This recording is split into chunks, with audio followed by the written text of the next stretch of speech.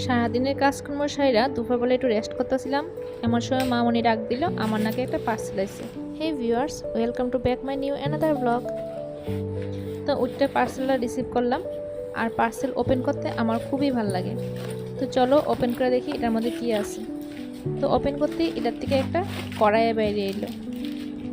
কড়াইটা অনেক দিন আগে আমার হাজব্যান্ড অর্ডার দিয়েছিল, তো আজকে এটা পড়ছে।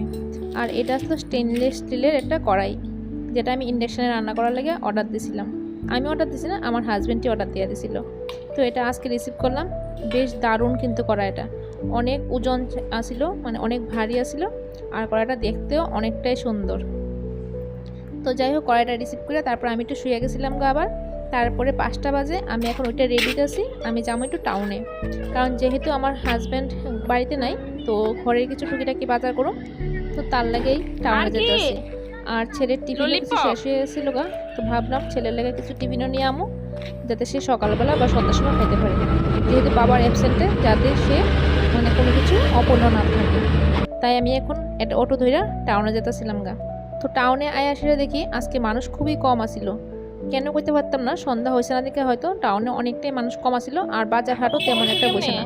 কারণ যেহেতু আমি একটু তাড়াতাড়ি আইছি, সন্ধ্যার আগেই বাড়িতে যাবো গা, অল্প কিছু বাজার করার আসিল, তার লাগে আমি তাড়াতাড়ি আইসি। আর এখনও টাউনে মানুষ খুব কমই আসিল। তা আমি এখান থেকে কিছু সবজি নিয়েছিলাম, যেমন কুমড় নিয়েছিলাম, তারপরে একটু কাঁঠাল নিয়েছিলাম। পরের দিন যেহেতু আমরা নিরামিষ আসিল, তার লাগে কাঁঠাল নিছি, তারপর সাজনা নিছি, আর কিছু আলু নিমো। আর এই মাসিমণির থেকে আমি সবসময় আলু কিনি, খুব ভালো আলু দেয়। তো এখান থেকে 2 কেজি আলুও নিয়ে নিলাম। এগুলি নাকি জ্যোতি আলু, তো আমি যদিও চিনি না, তোমরা যদি কেউ চিনো তাহলে অবশ্যই আমার কমেন্টস করে জানাইও।